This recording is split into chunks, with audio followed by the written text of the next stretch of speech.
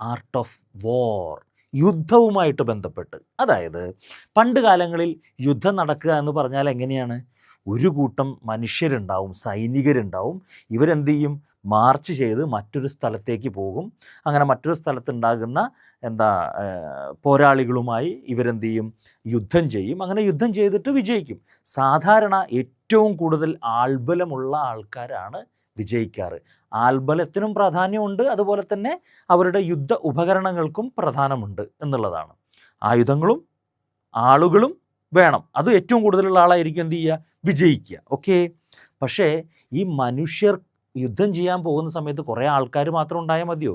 കാരണം ഇത് കുറേ നേരം നീണ്ടു നിൽക്കുന്ന യുദ്ധമല്ലേ. ആ നീണ്ടു നിൽക്കുന്ന യുദ്ധമാകുമ്പോൾ മനുഷ്യർക്ക് എന്ത് വേണം? പടയാളികൾക്ക് എന്ത് വേണം?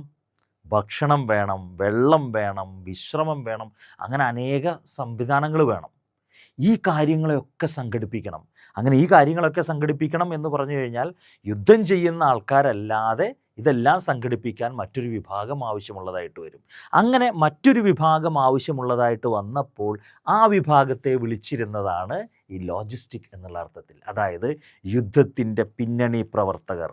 യുദ്ധം ചെയ്യുന്നത് സൈനികരാണ്, പക്ഷേ സൈനികർക്ക് വേണ്ടിയിട്ടുള്ള പടക്കോപ്പ്, ഭക്ഷണം, എല്ലാ തരത്തിലുള്ള അവരുടെ സഹായങ്ങൾ ചെയ്തു കൊടുക്കാൻ വേണ്ടിയിട്ടുള്ള ഒരു വിഭാഗം ആൾക്കാർ എന്നുള്ള അർത്ഥത്തിലാണ് പണ്ട് ലോജിസ്റ്റിക് എന്ന് പറയുന്നതിനെ മനസ്സിലാക്കിയിരുന്നത്.